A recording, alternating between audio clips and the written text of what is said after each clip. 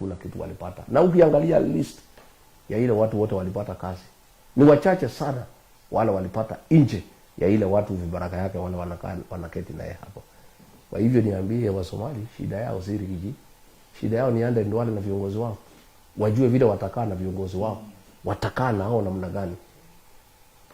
Tangu Mheshimiwa Makamu wa Rais, tangu ugatuzi matrilioni ya pesa imeenda kwa Northern Kenya. Lakini wananchi wa huko wanashangaa ya kwamba ilihadi kupelekwa matrilioni ya pesa hakuna kitu kuonyesha.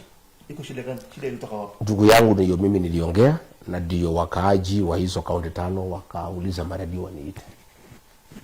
Ukweli ni kwamba Northern Kenya ilikuwa marginalized from 1963 na ikabaki nyuma sana na watu wakapata shida mingi sana. Hiyo ndio ukweli. Lakini katiba mpya ya 2010, the new constitution 2010 was very kind to the people of Northern Kenya, kwa sababu ilileta devolution, ikaleta mambo ya equalization fund. CDF pia iko sawa. She we speak today since devolution 2013. See your lack of resources.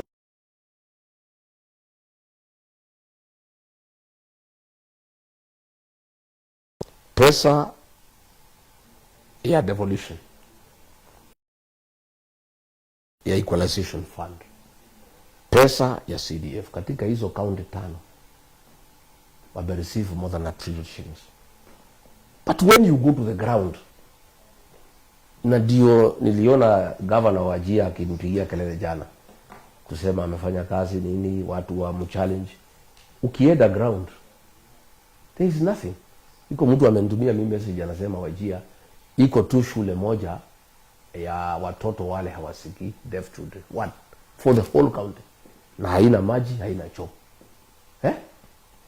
Wajir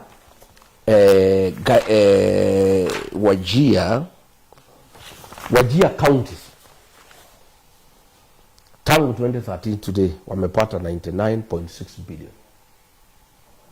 Ukizunguka Wajir, hii pesa iko wapi? Watoto wanasoma chini ya miti. Hospitali hakuna. Ofisi ya governor as we speak today haina stima. Mandera na Wajir haina stima. Last year wakati ya Ramadhani, tunaingia Ramadhani kuanzia mwezi ujao, watu walikuwa wanaenda Bulawayo kutafuta ice cubes. Wanaenda wapi? Across Somalia, across the border. Kuja kutafuta ice cube. Aibu kubwa sana kwa sababu hakuna stima. Generator ile iko ni ya 1970. Hii governor Wajir wako na 99 billion. Marsabit 76 billion. Garissa 81 billion. Mandera 119 billion. Isiolo 46 billion. Barabara hakuna. Shule hakuna. Hali hakuna. Slaughterhouse hakuna. Nothing. CDF Mandera peke yake. Katika the six constituency, Mandera East so far CDF wamepata 1.6 billion. Mandera West 1.7 billion. Mandera North 1.8 billion. Mandera South 1.8 billion. Banisa 1.5. Lafi 1.6. Hakuna shule. Ukija hapa Kikuyuni hapa with similar amount, mashule ya orofa kila mahali watoto wanasoma. Ukienda hapa Kajiado North, hapa Ongata Rongai, niliona wa Somali wanakaa hapo wengi. Uliza hawa. Hii Kajiado North, mheshimiwa anaitwa Ngogoyo amechaguliwa juzi, amemaliza mwaka 3. Amejaza mashule Kajiado North, watoto wa Somali na wengine wanasoma huko, wa Masai, Wakikuyu wanasoma huko. Hii pesa ya CDF. Na ndio hizi radio zimesimwa, wamekatazwa kuja kwa sababu hataki hii maswali. Mjumbe amekuwa amechaguliwa 25 years. Mjumbe pale Dadaab, I don't know, 15 years. Is nothing on the ground. Hizi pesa ndugu yangu,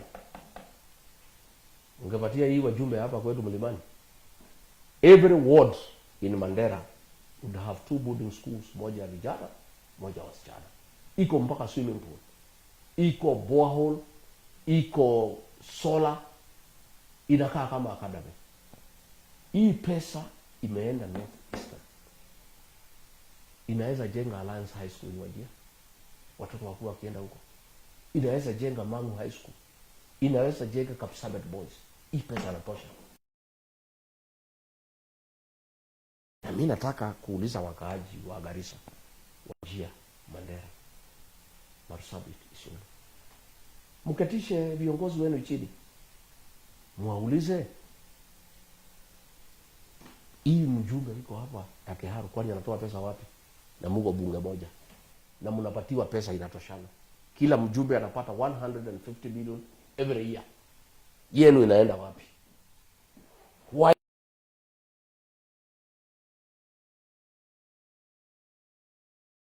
naenda bunge moja? Pesa mnapatiwa inatoshana, yao inaonekana, yenu iko wapi? Show us the schools. Tuoneshe shule ni hii umejenga, tuoneshe hii, tuoneshe hii. Watoto wanasoma chini ya miti. Is a shame. Ni aibu kubwa sana ya kwamba ile pesa imeletwa Northern Kenya. Since 2013 kuna watoto wanasoma chini ya miti. Ni aibu kubwa sana. Kama hiyo wajumbe wangekuwa hapa Kiambu, wangepigwa mpaka kiboko. Wangepigwa mpaka kiboko. I'm telling you. Hapa kama ingekuwa ni hapa, wangepelekwa sokoni, kutolewa nguo na kupigwa, kuchapwa. Ati umepata pesa hii yote na hakuna shule, ati watoto nasoma chini ya miti. Hakuna maji, hakuna choo, hakuna stima, hakuna darasa, hakuna walimu. How do you explain kwa ile watu ambao walikuchagua? Why are these facilities not there? Number 2, mimi nilikuwa pale bunge between 2017 and 2022. Sisi tulikuwa tukimaliza bunge Thursday, tunateremka, tunaenda kuzunguka kuona development, kupanga. Tunarudi Jumatatu jioni, tunapatiwa mileage kidogo ya kuweka gari mafuta na kurudi. Hawa wabunge ya North Eastern hawaendi kwa ground. Wako Nairobi, wako Dubai, wako Cape Town. Hawaendi. They don't go to the ground. They stay in Nairobi. Juzi nimesema hawaedangi, wanafanyia kazi Nairobi. Wakaita press conference Nairobi kukanusha ya kwamba ati wakai Nairobi. Wanaita press conference Nairobi.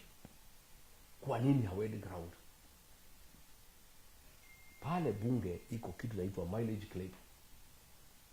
Wabunge ya Mandera na Wajir wanapata pesa mingi zaidi kila mwezi, between 1.5 to 2 million ya usafiri.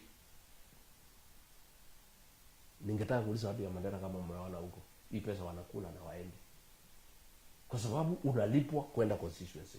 Wakati kama huu wako recess, ningetaka kuuliza watu ya Mandera saa hii na Wajir na Garissa kama wameona waheshimiwa huko. Saa hii tu nimesema nitaita hii interview, ndio governor Wajir ametoka Dubai amekuja kunijibu. Wanakaaga Dubai weekend, wanaenda kupumzika. Wengine wako Serena hapo, wako Wajir, wanapumzika. Wakiulizwa watoto wenu kwa nini hawaendi Wajir wasomee na watoto wengine, wanasema huko hakuna usalama na hakuna facilities na hakuna maji. Sasa watoto wa wale watu walichagua nyinyi hawezi kuja Nairobi, hawezi kwenda Mombasa, hao watafanya nini? So wanaishi huko na hakuna usalama, hakuna facilities, hakuna maji.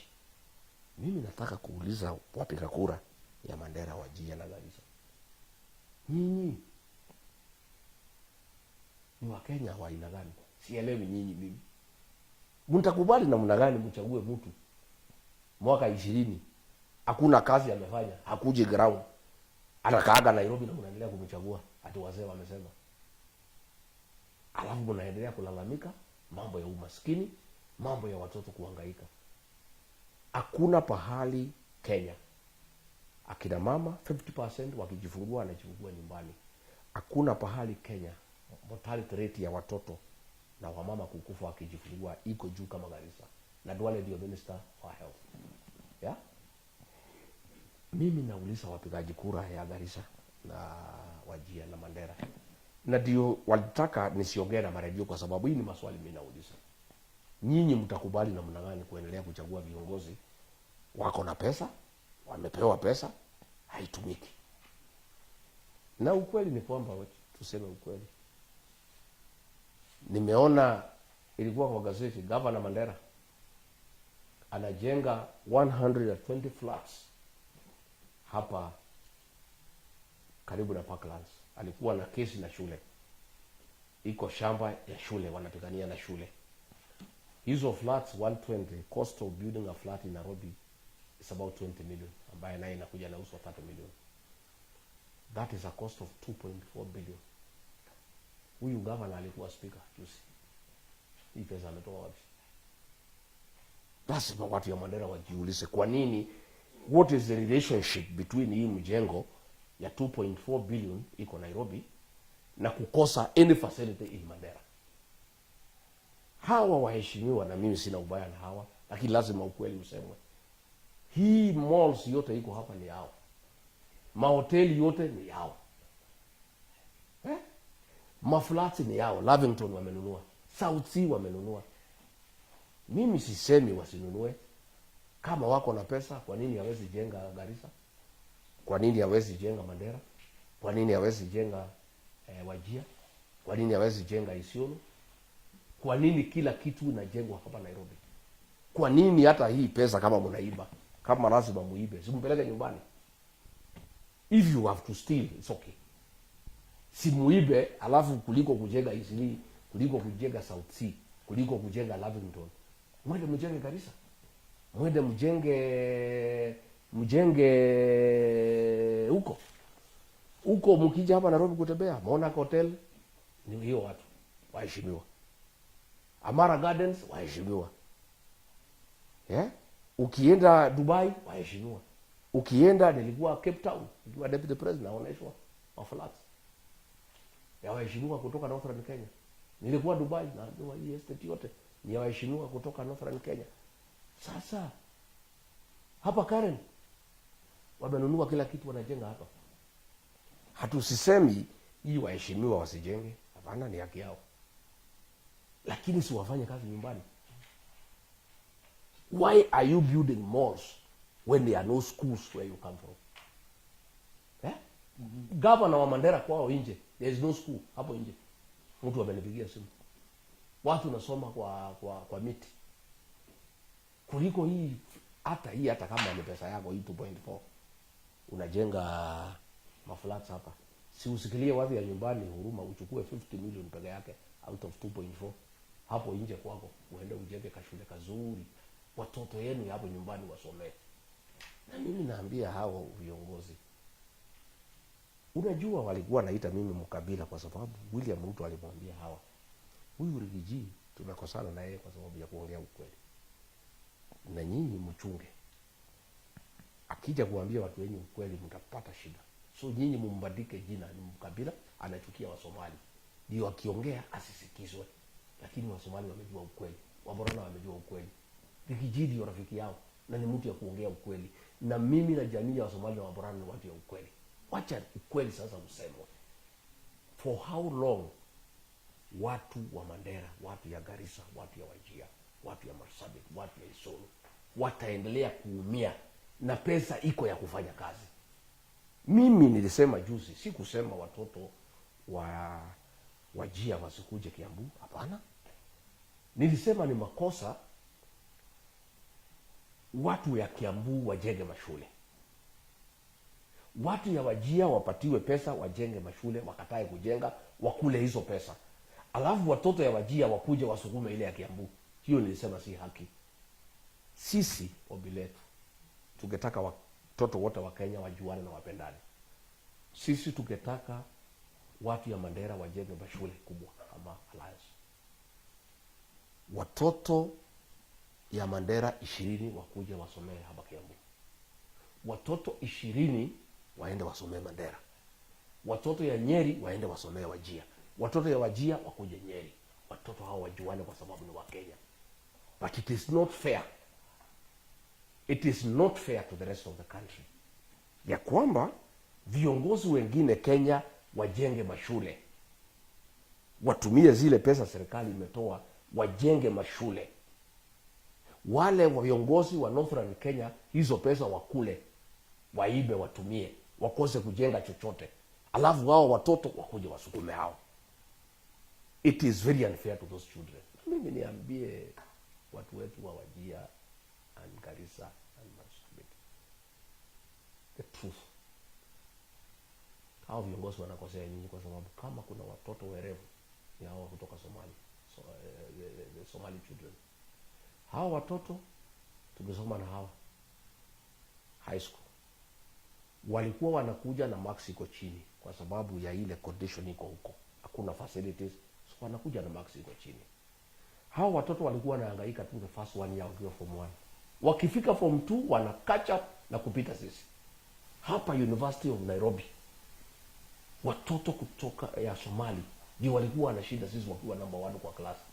Hao watoto ni vile tu wamekosa facilities nzuri wasome. Na mimi naambia hao viongozi, mnasema nyinyi ni Waislamu, mnasoma Qur'an, mbona mnadhulumu watoto wenu? Wale watoto mumezaa, watoto ya dadenu, mnawadhulumu kwa nini? Mbona mnanyima hii watoto nafasi ya kusoma kama watoto wengine wa Kenya? Pesa mumechukua, mko nazo. Mbona hizi pesa mnaenda kujenga maflat, mnaenda kujenga malls kuliko kujengea watoto wenu? Nao watoto ni watoto wenu, na nyinyi mnasema ni Waislamu ati mnafuata Qur'an. Mimi nimejaribu kuuliza Qur'an inasema nini? Inasema haitaki dhuluma. Kwa nini mnadhulumu watoto wenu? Wa wale wazazi wenu wamechagua nyinyi, mnawadhulumu. Mnawanyima haki yao kama watoto wa Kenya. Na pesa mmechukua kwa serikali. Pesa mmechukua ya CDF. Kwa nini Mungu hawezi kugusa nyinyi mkuwe na huruma? Mhurumie hii watoto. Muwajengee madarasa nzuri. Muweke stima, muweke choo, muweke maji. Mbona mnawacha akina mama wanahangaika? Hamwezi tafutia hao maji, waache kuhangaika kutembea kilomita na kilomita kutafuta maji. Mbona mnawacha akina mama wakufe wakikosa hospitali ya kwenda kujifungua watoto? Na mko na pesa, kwani nyinyi wanyama? Nyinyi pia ni binadamu. Na mnasema nyinyi Waislamu ati mnafuata Qur'an. Qur'an inasema usithulumu binadamu mwenzako. Mbona mnadhulumu hawa wa mama wakwenda kujifungua? Wanapata matatizo, wanakufa, watoto wanakufa. Na pesa mko nazo, mumetajirika, mko na manyumba Dubai, mko na manyumba Cape Town, mko na manyumba Durban, Lavington ni yenu, South Sea ni yenu, Eastleigh ni yenu. Hizi klabu zote tulikuwa tunaenda kufanya gym umejaa huko. Nyinyi ndio wenye kusema kila kitu Kenya, ni vile mumetajirika. Lakini nyumbani ni umaskini tupu. Iko haja gani wewe utajirike useme uko na flat, unajenga nyumba 120 flats pale hapa Nairobi Parklands, unajenga 120 worth 2.4 billion. Yet akina mama nyumbani wanachota maji chafu kwa chini, wakikunywa wanakuwa wagonjwa. Wewe utajivunia nini kujiita wewe ni kiongozi? Wewe ni kiongozi wa saa ngapi? Kwani hamuna huruma? Why do you divert public funds ile mmepewa na serikali ambaye sisi tumetoa kodi, ikiwemo watu ya Garissa na watu ya Wajir, watu ya Mandera, Marsabit, pia wametoa kodi? Kwa nini mnawanyima haki yao? Na hiyo ndio shida yangu mimi, niko nayo kubwa sana. Na mimi nimeamua liwe liwalo, nitakuwa mtetezi wa watu ya Northern Kenya, kwa sababu mimi nimewahurumia. Huyu William Ruto hawezi watetea.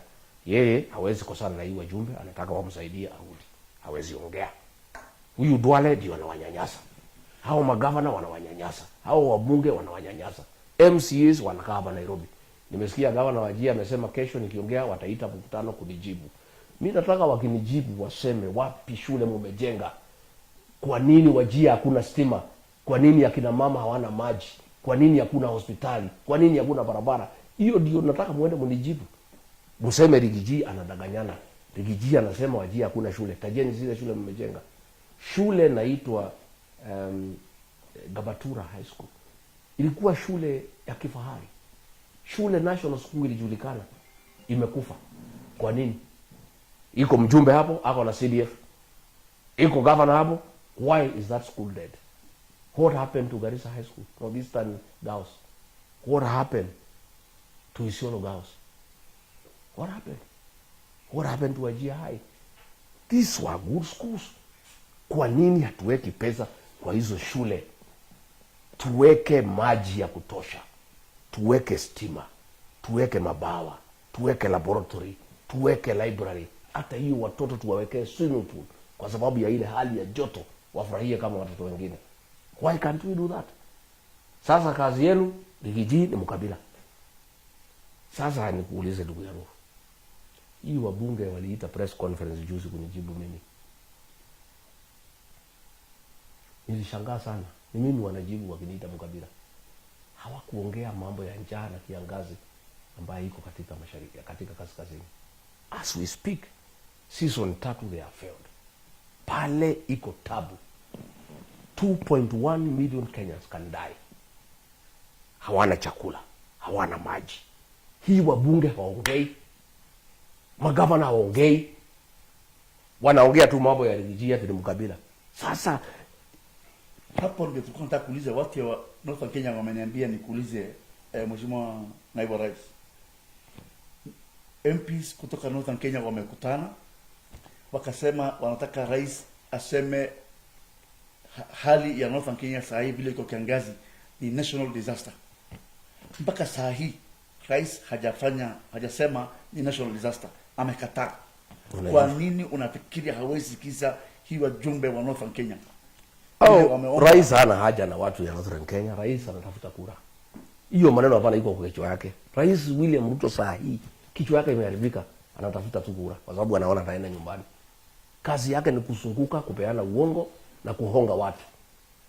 Na niseme mimi nilipokuwa deputy president, hiyo mambo ya msaada ya dharura kukiwa na shida ilikuwa chini ya ofisi ya deputy president. Na wale wanakumbuka mwaka 2020 ilipokuwa na kiangazi, niliita mkutano haraka kama deputy president. Nikaita magavana, nikaita MPs, nikaita NGOs, nikaita development partners hao wazungu na kila mtu. Nikaambia rais, hii situation ni national disaster, hiyo usaidizi ukuje. Mimi mwenyewe nilikuja Garissa, nilikuwa Tana. Hakuna siku nikiwa deputy president kulikuwa na njaa na kiangazi 1 month sijaita mkutano. Tangu hii kiangazi ilianza, huyu mtu ya Ruto anaitwa Soprano, hakuna mkutano ameita. Na hao wabunge wenu na magavana hawaongei. Saa hii wameona nimeanza kuongea ndio wanakimbia kibia. Na unajua jambo la kusitikisha sana, na nina huzuni sana, ile chakula iko mchele, iko maharagwe, kuliko ipelekwe Wajir, kuliko ipelekwe Garissa na Marsabit.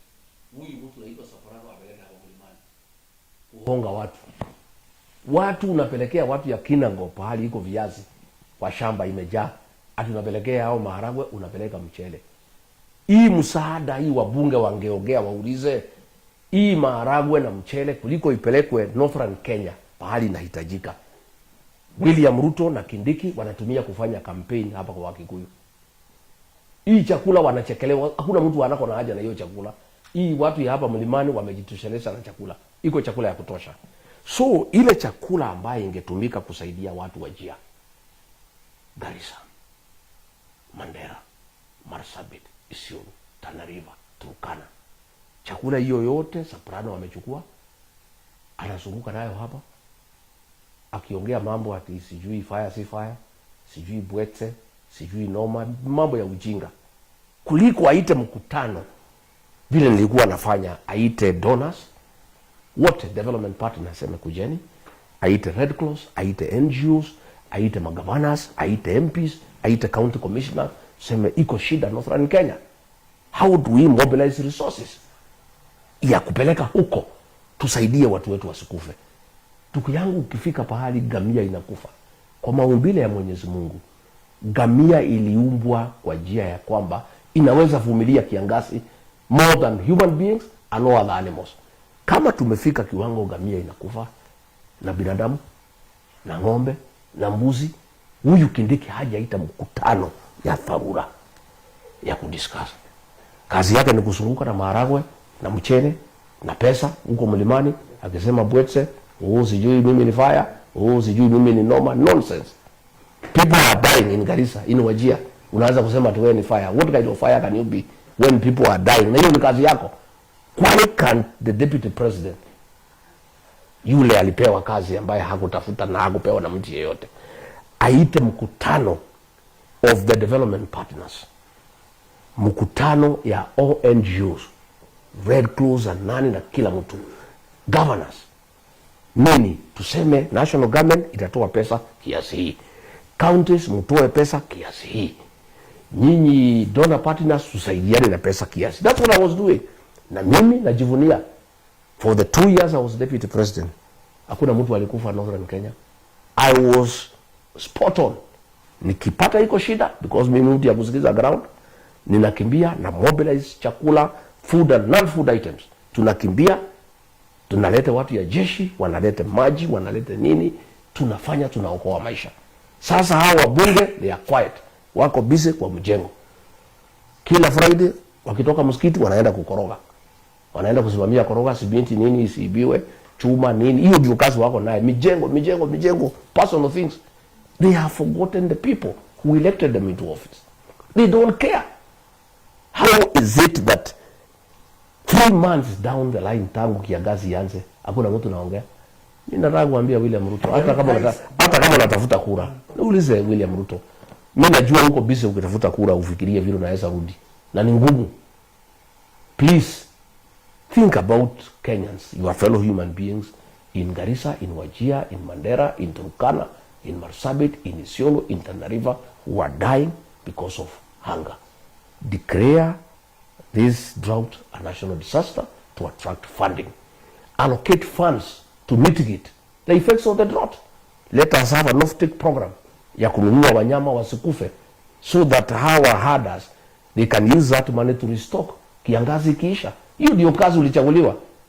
Hii ya kuzunguka na Soprano kusema sijui Bwetse, sijui nini, sijui noma, sijui fire, that is rubbish. Hiyo ni kuwahadaa wa Kenya. Ile kazi mlichaguliwa ni kuchunga maisha ya Wakenya. And it cannot be William Ruto na mtu yako ya mkono mnaendelea na campaign as if there is no problem in Kenya, as if people are okay, when people in Garissa, Wajir, Mandera, they are dying because of hunger, when animals are dying because of hunger. Nyinyi mnaendelea tu na campaign, mko juu ya gari mkitafuta kura. And of course the most sad thing ni kwamba wale watetezi ya watu wa Mandera, ya Garissa, ya Wajir, ya Marsabit, Isiolo, Turkana, they are quiet. Hata hao waongei. Sasa Rigiji wanaongea. Sasa huyu Rigiji anatetea hii watu, ndio mnasema ni mkabila. No, you are quiet. Why are you quiet? If you had done your work, I will not be speaking today. My brother, shida ya Northern Kenya ni uongozi. Pesa iko ya kutosha ya kubadilisha maisha ya watu ya Northern Kenya.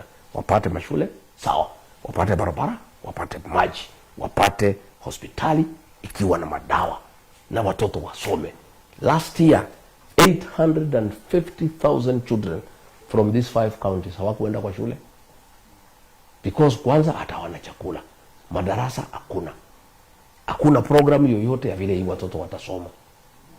Na mimi nashangaa viongozi wao wako hapa Nairobi, wako gym, wako Dubai, wako Cape Town, as if nothing is going on. They don't care and they are not interested, you know. They have abandoned their people. So mimi nimeamua, na mimi nataka niambie watu wetu, mimi Rigiji nitajitolea kutetea nyinyi, na mtaona mabadiliko. Nitaendelea, and I want to encourage wale wamenitumia messages, and I'm going to open a communication channel. Nitatangaza hivi karibuni, where people can send me pictures of schools. Ndio tusitangaze wa Kenya waone. We shame these leaders. We must shame them. Yeah? We must shame them before the people of Kenya. Wawache kutembea hapa Nairobi waonekane kama ni watu ya maana. Wanatutumia picha, watoto wakisoma chini ya miti, tunaweka kwa mtandao, Wakenya wanaona. Wewe ukienda gym, instructor akikuangalia na uliza wewe umekuja hapa gym kufanya TIS and this is your school. We must shame these leaders. They deserve to be ashamed. There is no way they can abandon their people. and go on with the life as if their children are not suffering, as if women are not suffering, as if poverty is not ravaging the people who elected them. This is wrong. It's inhuman. It's ungodly. It's unacceptable. And these leaders must be called out. Na mimi nimejitolea, hakuna pahali mimi watanipeleka. Mimi, I am one leader. I don't care. Mimi nitaongea ukweli. Na hii ukweli yangu itakuja kuokoa watu ya Garissa, watu ya Wajir, watu ya Mandera, watu ya Marsabit, watu ya Isiolo. I will be your spokesman going forward. And I will be speaking for you. And I'm going to create a channel of communication between me and the people of Northern Kenya. Ndio nipate first hand information.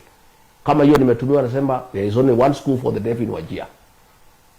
And it has no water and it has no sanitation. Nimetumiwa mapicha na watu ambaye watoto wanasoma chini ya miti. Hao wajumbe tutawaanika. Hata kama mmezuia maredio kuja, hamjaona chochote. Tutaeleza Wakenya nyinyi akina nani. Ndio sasa mnajenga maflati hapa, mkienda kusupervise mijengo ya orofa 16, mafundi wakikuangalia wanauliza wewe ni kiongozi wa sangapi? Wewe unajenga orofa 16 na kuoni watoto wanasoma chini ya miti. It's a shame. Na mnakimbia hapo msikiti kila siku mkijifanya vile mnaomba Mwenyezi Mungu. How do you fear God? And you go to mosque every day to pray when you squander funds meant for young children to go to school, wanasoma chini ya miti. Na wewe unajifanya ati vile wewe ni Muislamu. This is a shame. It's unacceptable. And these leaders must be exposed and they must be called out. The liberation of the people of Northern Kenya has begun in earnest. Na mimi ndio nitaongoza hiyo vita ya kuokoboa watu ya Northern Kenya. We must help them. Lazima tuwasaidie kwa sababu ni Wakenya wenzetu, ni binadamu wenzetu. Tusipowasaidia watasaidiwa na nani? Wale watu walichagua, they have abandoned them. Not just abandoned them, they have turned against them. Because when you take money meant for schools, unaenda kujenga nayo manyumba, that is turning against your people. When you take money meant for hospitals, unaenda kujenga maflats, that is turning against your people. When watu wanakufa na drought, hakuna maji, and you are quiet, that is turning against your people. Somebody must speak for these people, my brother. Mimi nimejitolea, and I will speak for them from today going forward. Every week, nitakuwa nafanya pressure. I must call out these leaders, and I'm going to get all the data, na nitatangaza maybe the day after tomorrow, the platform ya information kunifikia real time, ndio tuanike hii watu before the people of Kenya. I don't think there is any other way ya kusaidia watu ya Northern Kenya. Ni kuanika hii viongozi wajulikane hakuna kazi wanafanya, na wajulikane ya kwamba pesa wamepewa ni kiasi, and there is nothing on the ground. Na mimi I want to challenge them. Instead of calling me a tribalist, go and build schools. Instead of saying that mimi nachukia wa Somali, go and build hospitals. Instead of saying that ati mimi sitaki wafanyabiashara ya wa Somali, go and invest there so that the people they can do business. Why are you investing here in Nairobi? Why can't you invest back home? Invest back home. Na mimi I lead by example. Uliona nilipelekwa pale Senate nikiwa accused at watoto wangu wamenunua hoteli Nyeri. Yes, walikopa pesa, wamenunua hoteli nyumbani. As we speak wameandika watu 200 huko nyumbani. Na hiyo hoteli yao wananunua mboga hapo karibu, wananunua carrots, wananunua kitu hapo, inatengeneza economy hapo Nyeri. That is what you do. How do you say you can help the people of Kenya kama uweza idea watu ya nyumbani? Na unajua alikuwa ananiingilia ati mtu unatetea watu yao peke yao. No. Hata wa Somali they have a saying. Kama uwezi jegea mama yako nyumba, utajegea namna gani jirani? Kama wewe mwenyewe unadhulumu watu wako, unaweza penda namna gani watu ya mbali? I must work for my people. And you see, how does this thing work out? If watu ya Northern Kenya wangefanyia watu yao kazi, Wakisii wafanyie watu yao kazi, Wakikuyu wafanyie watu yao kazi, Waluhya wafanyie watu yao kazi, Kenya imesimama. Na lazima mwafanyie kwa sababu ndio mmechaguliwa. Mnataka nani mwingine akuje afanye kazi Wajir? Mnataka nani akuje afanye kazi Mandera? And how do you blame at marginalization? Yes, ilikuweko. But it is over. From 2013, pesa iko ya kutosha. Fanyeni kazi na hiyo pesa. Hata kama haitoshi vile mungependa, museme, okay, ile kidogo tumepata, ile 1 trillion, this is what we have done. But as we speak today, zero. Governor mwenyewe wa Mandera, Wajir, ana stima. How will the rest of people ya Mandera na Wajir watapata stima namna gani kama governor mwenyewe na governor mwenyewe hana stima? Mheshimiwa Rais alienda Mandera last year, Wajir na Garissa. Akaahidi watu ya Wajir na Mandera ya kwamba itakuwa na stima ya kutosha. Mpaka saa hii hatuna alama ya kwamba hiyo mambo ya shida ya stima itaisha. Kwa nini rais haheshimu watu wa Northern Kenya? Unafikiria aje? Wacha nikwambie ndugu yangu. Mimi nilikuwa naibu wa William Ruto na tulikosana na yeye kwa sababu na mtu ya uongo. Kazi yake ni udanganyifu tu. Saa hii anadanganya Wakenya atawapeleka Singapore. Saa ile watoto wako nyumbani. Saa hii nimesikia ati amesema watoto wote waende shule, hata wale hakuna school fees. Hiyo ni uongo. Hakuna mtu ataenda shule. Hakuna mwalimu atakubalia watoto wakuje shule bila malipo, because atatoa wapi pesa ya kuwapatia chakula? How do you allow children to come to school na una pesa ya chakula? Serikali haijatuma pesa ya chakula. Yeah? Watoto hawajalipa, alafu rais anasema kila mtoto aende shule. Hiyo watoto wakienda shule watakula ni? Hiyo ni kuongea tu, anaongea na mambo ya uongo. Rais alikuwa pale Mandera July 2023. Akasema barabara ya Mandera na Ramu ijengwe. Hakuna.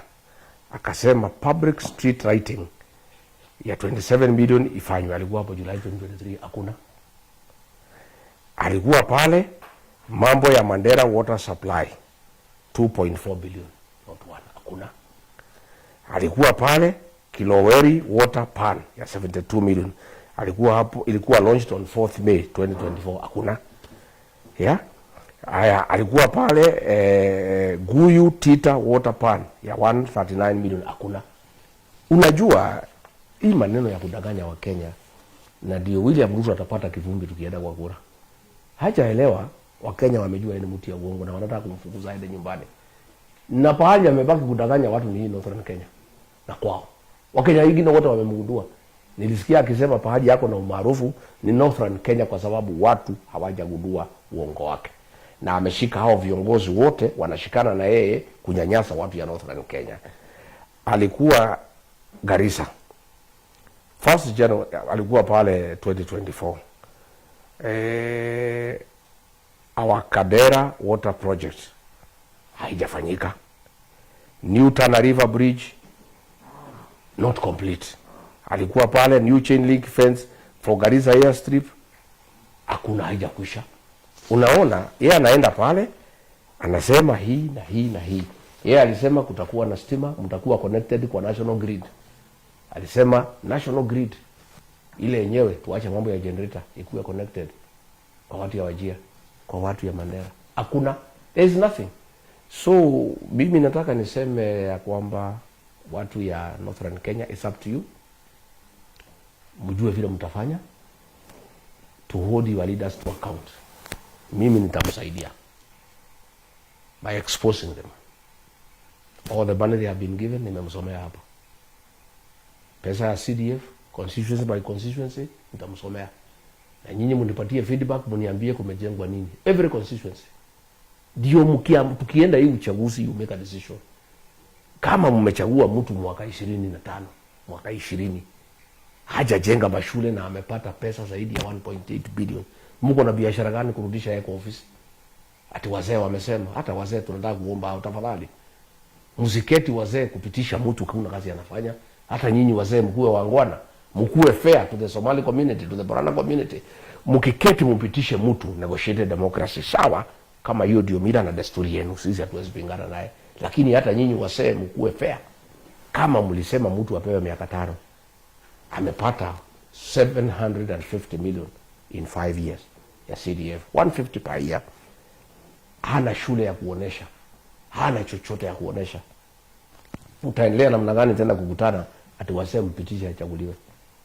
Lazima tuanze kuangalia mambo mpya. Na mimi nataka kuuliza vijana and professionals, Please, wakati umefika sasa, hata nyinyi muamue, muokoe jamii yenu.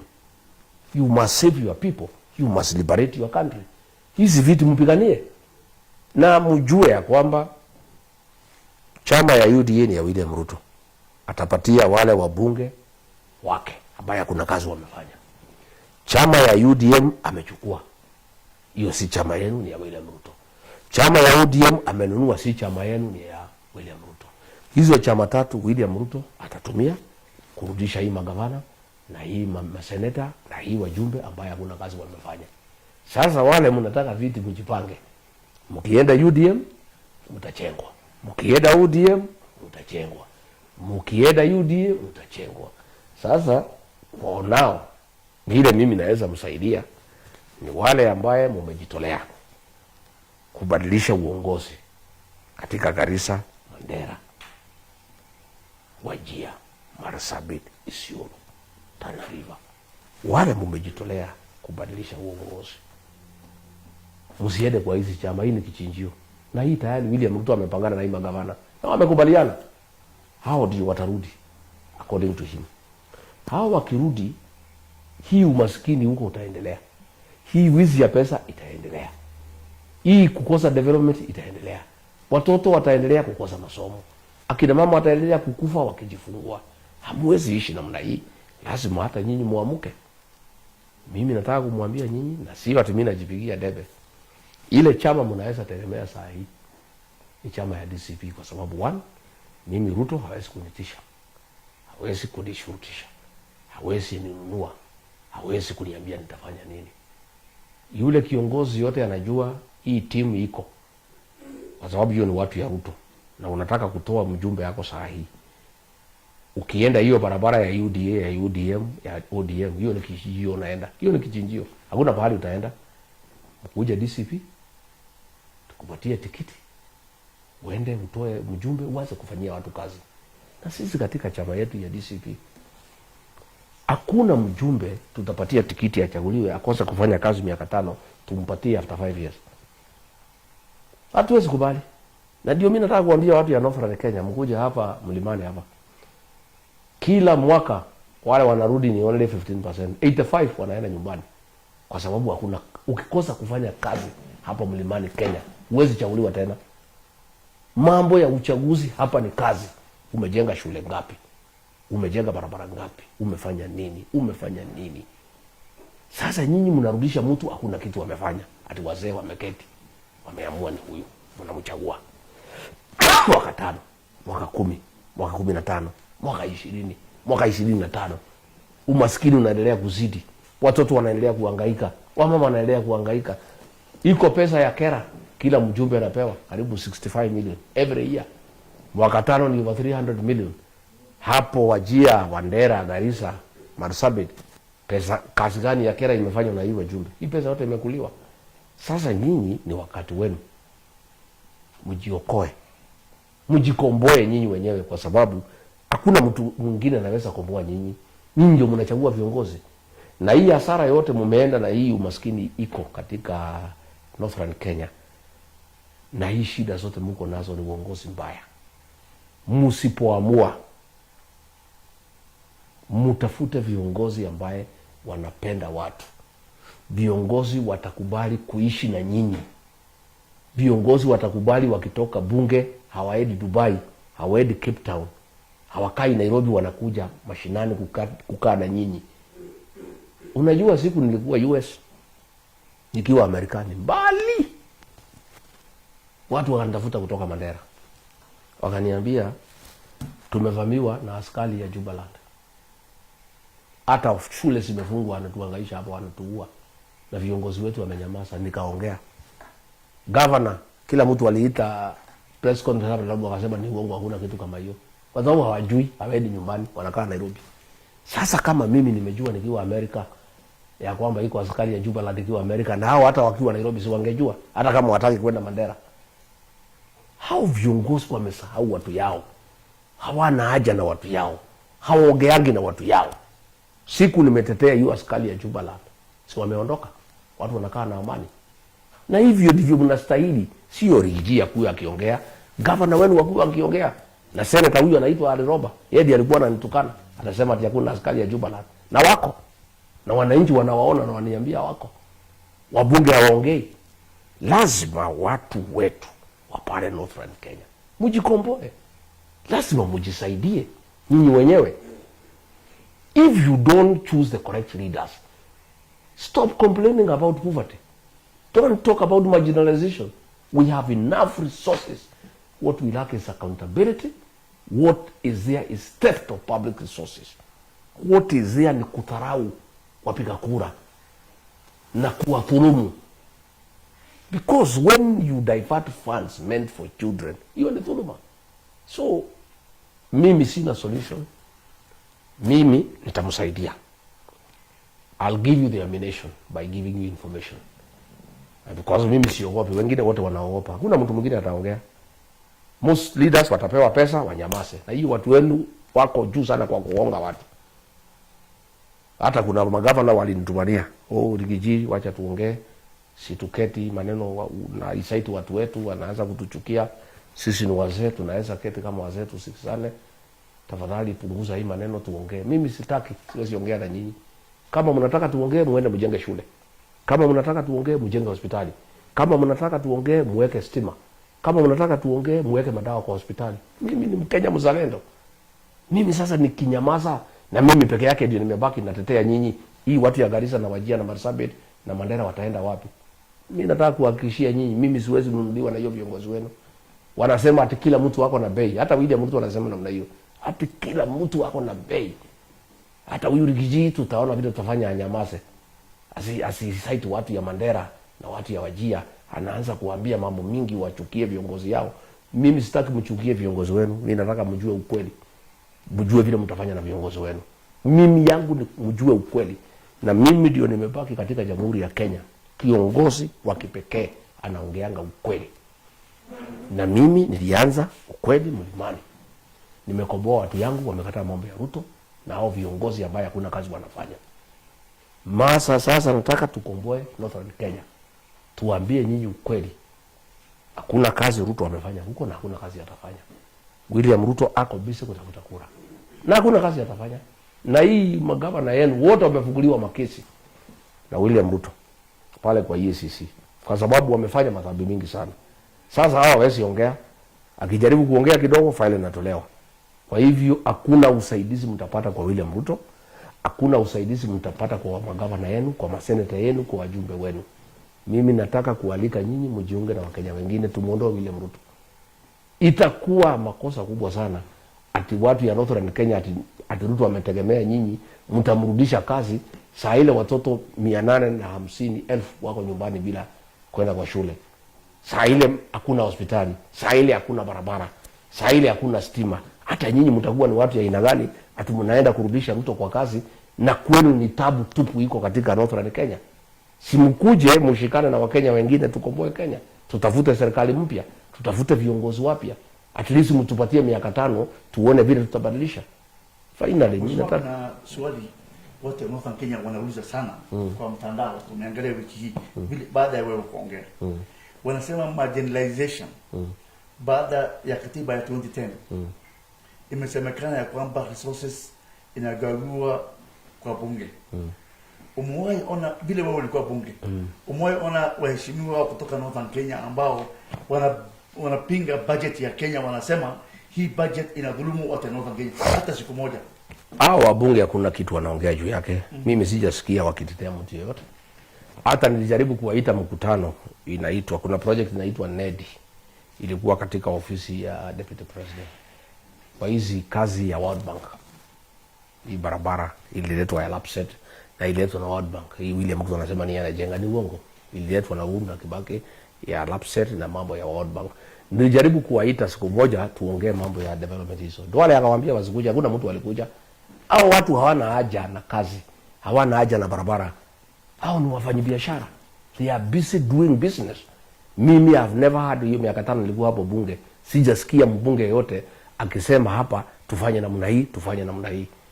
Hata saa ile wakati kama kiangazi. Wangeenda hata pale waandikie speaker waseme ita special sitting we discuss. You know? We want to discuss the station of drought in northern Kenya. Waandikia Wetangula waseme tunataka special sitting. We discuss this matter. Hujasikia mtu yote anaongea. Kwa nini? They are not interested. Hao watu walifika. Nyinyi mliwasukuma. Mliwapatia vitu wameenda kujitafutia na kujisaidia. Hawana haja na watu ya nyumbani.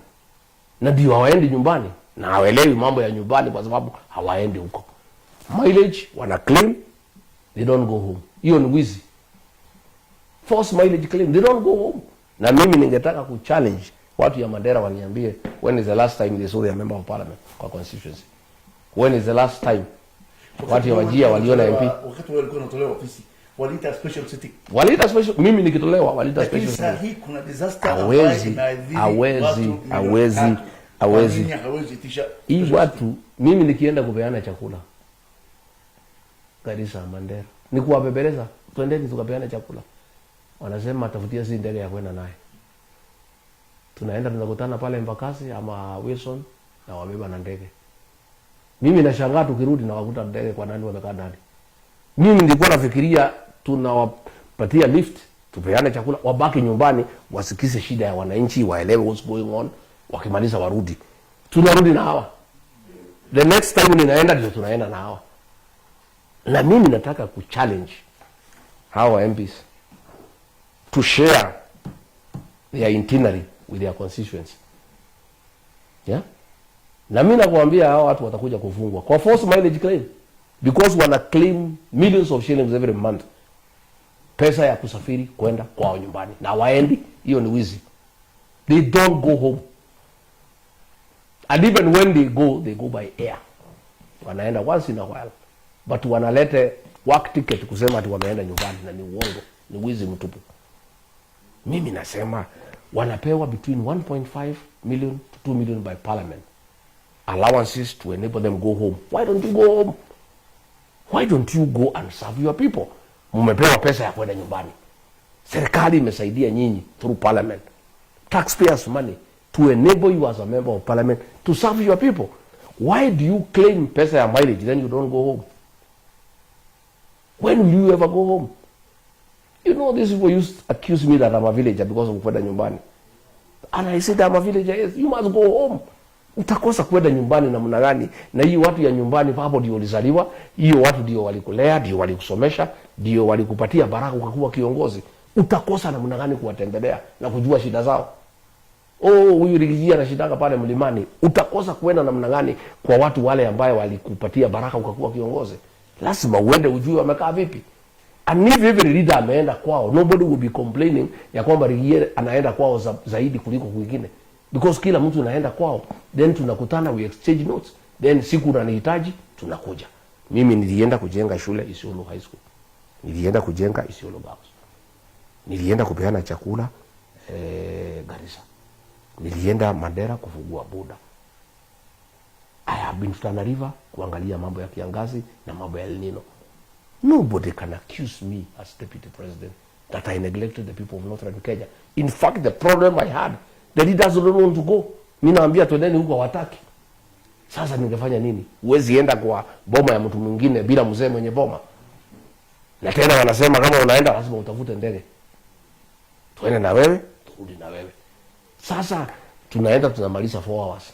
Problem gani unaweza solve Mandera na 4 hours? Wewe unakuwa kama ni mgeni pahali umechaguliwa. Mpaka governors don't stay there.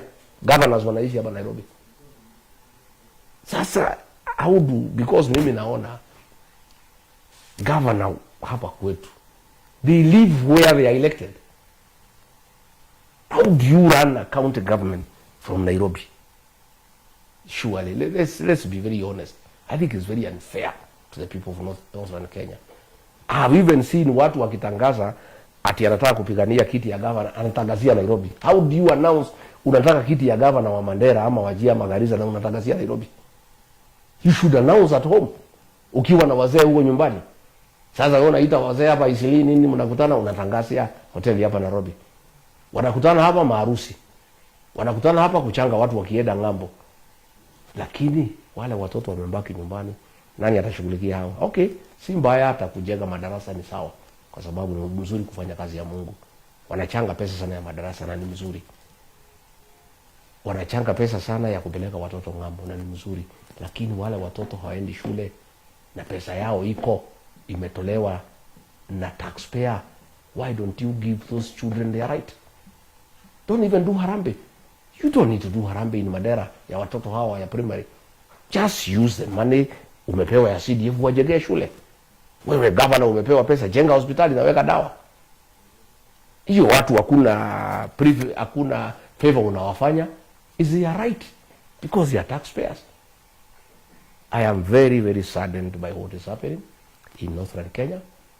It's a very sad state of affairs.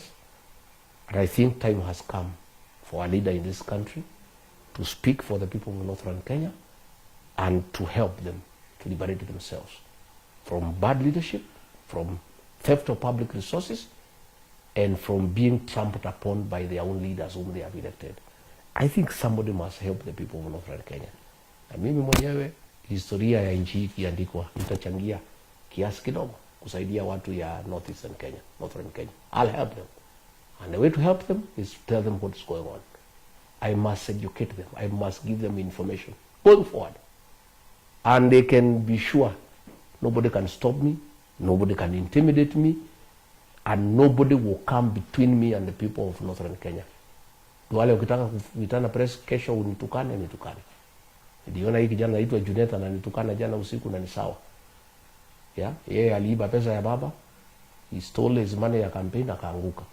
He betrayed baba when he was alive, he's betraying him when he's dead. Mdomo mrefu ya kutukana watu. Na hakuna kazi nafanya. Wizi mtupu. You know?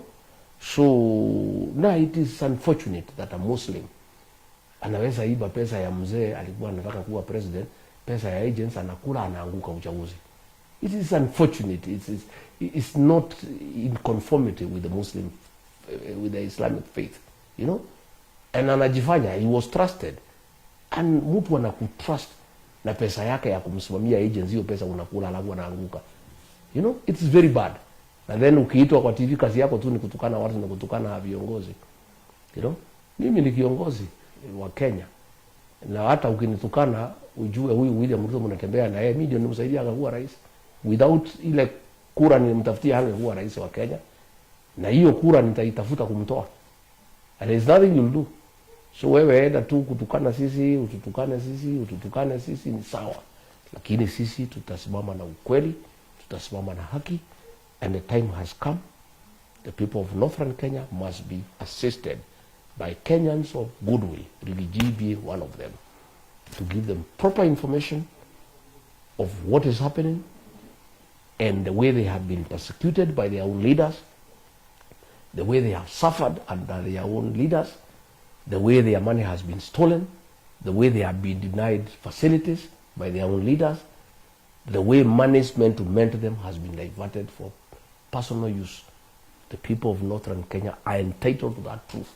And as a Kenyan, as a patriot, it is my duty to be of help to the people of Northern Kenya the way I'll help other Kenyans. Sio hao peke yao. Hata hao wa Kalenjin, I'll be calling their radios. I take them through also how they are suffering and what is happening. Kenyans now must be told, hatuwezi kubali tena Wakenya waendelee kuumia na tunajua what is going on. Itakuwa hata mimi kwa Mungu nitakuwa na makosa. Ati watu ya Northern Kenya waumie, mimi nikijua vile wanaumia na nikosa kuwaambia. Lazima niwaambie.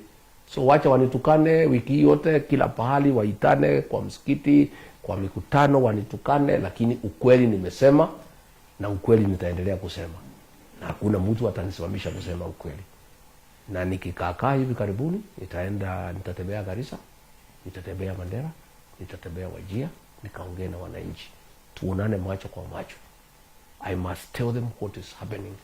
I must share with them my ideas of what they can do to liberate themselves and make sure that these funds meant for their development, for their welfare, are utilized for that purpose.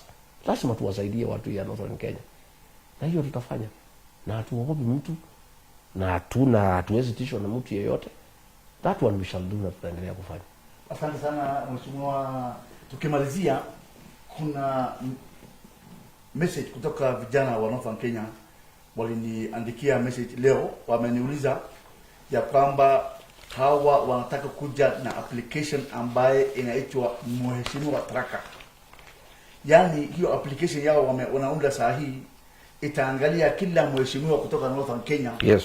Ameenda siku ngapi Northern Kenya? Yes. Amekaa siku ngapi? Yes. Na ametumia pesa yake vipi?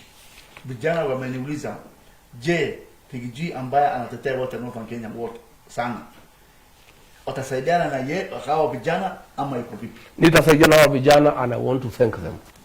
That is patriotism. The young people of Northern Kenya must now fight for their parents and their own future, because the people have been abandoned by the leaders they elected. The people are on their own. They are suffering. They are getting poorer every day. The young people, just like the Gen Zs did, must step up. And I support them. Waanze hiyo kazi, wafanye good record ya kila mjumbe tangu achaguliwa amefanya kazi gani, amekuja siku gani. They must go a step further. I want to challenge the people of Northern Kenya, and we will support them.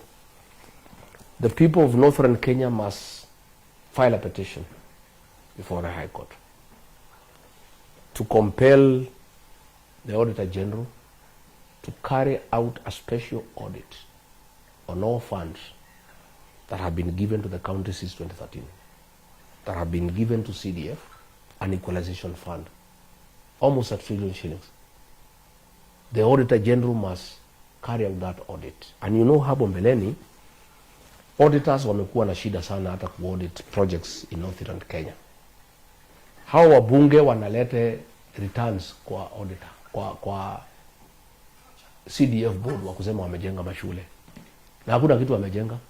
Siku auditors wanataka kuenda huko, they create a crisis, a fake one of insecurity. Risasi inapigwa hapo, auditors wanaambiwa ni kubaya sana, wanaogopa. Wanaenda Nyanyuki kwa hoteli, wanafanyia audit hapo. Wanaenda mpaka Isiolo, they don't go beyond Isiolo. Yeah? Audit inafanywa kwa hoteli inaisha, because they create a fake insecurity problem so that auditors don't go there. So we want the people of Northern Kenya to file a petition in the High Court of Kenya to compel the Auditor General to carry out a special audit on the utilization of all funds given to the county government since 2013, given to CDF since its inception, and as equalization fund since the new constitution. In the same petition, to compel the Inspector General of Police to provide security to the auditors to be able to carry out that audit.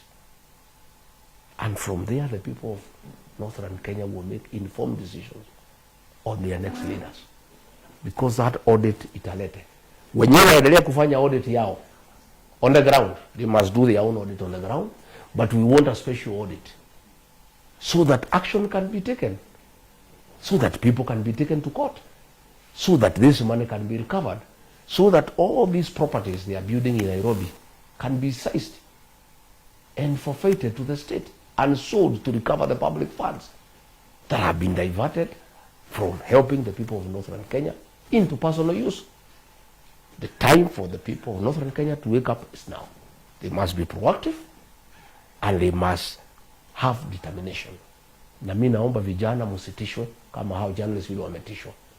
Nyinyi vijana mkitishwa muogope, wazazi wenu watakufa umaskini, watakufa kwa kukosa madawa, watoto watakufa akina mama wakijifungua, watoto wenu hawatasoma. So the young generation, it's up to you to save your people, to come in and fight for your community, to come and fight for your people, to demand justice for your people, to fight for their rights, to ensure that your people get their right and they get justice. And they must get development because the funds are there. And these are public funds. The funds are available, but they have been diverted into personal use. So mpira iko kwenu vijana na tutasaidiana. Asante sana mheshimiwa. Swali yangu ya mwisho kabla sijapenda kula post ni ya kwamba kama umeona vile kiangazi iko, hali ya Northern Kenya ni mbaya sana sasa. Umesema Northern Kenya parliamentarians lazima waitishe special sitting ya bunge. Yes. Kama hawataitisha, wewe sasa Rigiji utasaidia wote Northern Kenya na wewe utaandika mimi all I can do, I cannot ask for a special sitting. I'm not a member of parliament. The standing orders don't allow me to do. Me, all I do now is speak for the people of Kenya, because me, I'm not in government, but I'm a leader who is focused and clear in his mind what needs to happen in this country. And I must speak for the people of Northern Kenya. Let them push their members of parliament to ask for a special sitting to discuss the drought situation in Northern Kenya and demand that the president declare the drought a national disaster to attract funding and support from our development partners and NGOs and other people who like to help. That they must do. I have also said they must consider to look for new leadership through a political party that they can trust, because the ones that are there are under William Ruto and are the same leaders who have turned against the people, who have persecuted the people, who have abandoned the people. So there is no way they can get leadership through those vehicles. I am willing to partner with the people of Northern Kenya through the CP as we go along, as we look for good leaders, leaders who are committed to their people, leaders who mean well for their people, leaders who have a heart and who have mercy for poor people, for the downtrodden, for young children, for our mothers. Mimi nataka tutembee safari moja na watu ya Northern Kenya, and I'm available, and the DCP party is available to partner with people of Northern Kenya as we go forward. And thank you, the former Deputy President, Honorable Rigathi Gachagua. My name is Abdihakim Samo, and I'm a journalist from Wajir County. And I have a few questions here, yes. 2 questions. Yes. And do you believe the road that is linking from Nairobi, Wajir to Mandera, and will be completed under the President William Ruto's administration? And my second question is, you previously accused the northern leaders for investing here in Nairobi, and are you looking forward to go to northern region to talk to the people of northern region about this money that is going to other places than their own regions? Thank you. Thank you. Hii barabara si ya William Ruto na ya World Bank. And ile natakikana tu ni kufuatiliwa. And I was trying to do so when I was Deputy President, and that program was frustrated by Duale. I think akina Duale would like the people of Northern Kenya to remain poor so that they can continue, owning them and to treat them like slaves. Wangependa hao watu ya Northern Kenya wakuwe maskini, ndio wakuwe watumwa, wakuabudu hao kama Mwenyezi Mungu. And Duale made it very difficult for me to do this work. I don't know what problem he has with the people of Northern Kenya, lakini from my own analysis, angependa kama hao watu ya Northern Kenya wangebaki maskini, ndio aendelee kuwatumia na kuwakalia na kuwauza kwa William Ruto na viongozi wengine.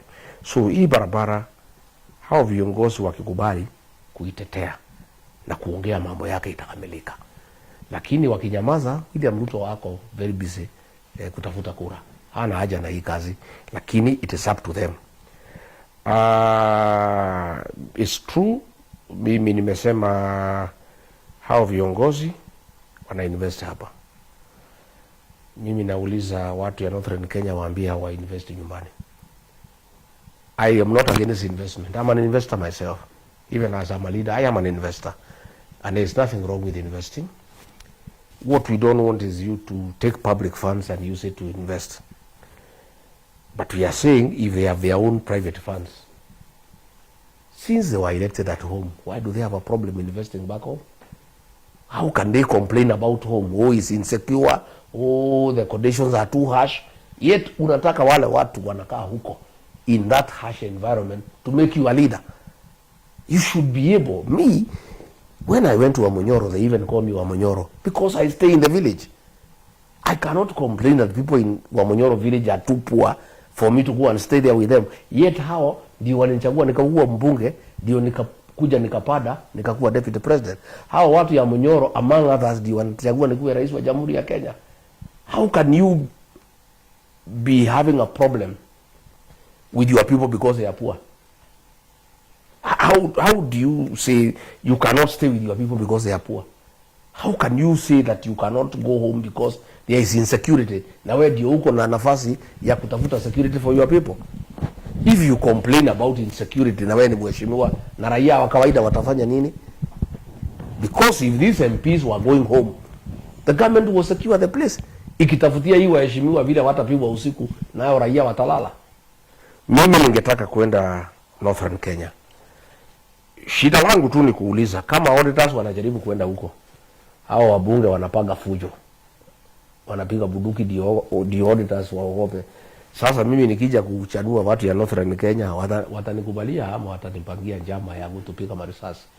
Kama mimi nataka kuongea na journalist wanawatisha wasikuje, na nikijaribu kwenda Garissa na Wajir na Mandera itakuwa namna gani?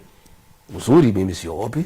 Hata hapa kwetu William Ruto kila weekend ananipangia wakora wa kunipiga na mimi naenda tu. Tunapigana nao mpaka tunaongea na watu. So hata hii Garissa nitakuja, Wajir nitakuja, Mandera nitakuja. Ile tutokea itokee. Mimi najua vijana watanilinda. I know the young people will protect me. And me, I'm not a coward. I fear nothing. I'll come to Garissa, I'll come to Wajir, I'll come to Mandera. I'll come in good time and I'll ask our young people to give me security, to give me protection. I hope these leaders will not organize violence against us. They will not do things the way Ruto is doing here in the mountain, organizing goons to intimidate us, getting police to tear gas us. And even if they do, we get more popular. In fact, nikija Garissa wanikatae niongee na watu, ndio watu hata wataniamini zaidi. Hata hii sasa wamekataa maredio kuja hapa, ndio watu wanakuwa na hamu zaidi kujua ninataka niseme nini. They actually publicizing. Unajua ukikataza watu kusikiza kitu, wanauliza ni kwa nini zinakataza kusikiza. Then we must listen. So the people of Northern Kenya will try to find out what I was saying.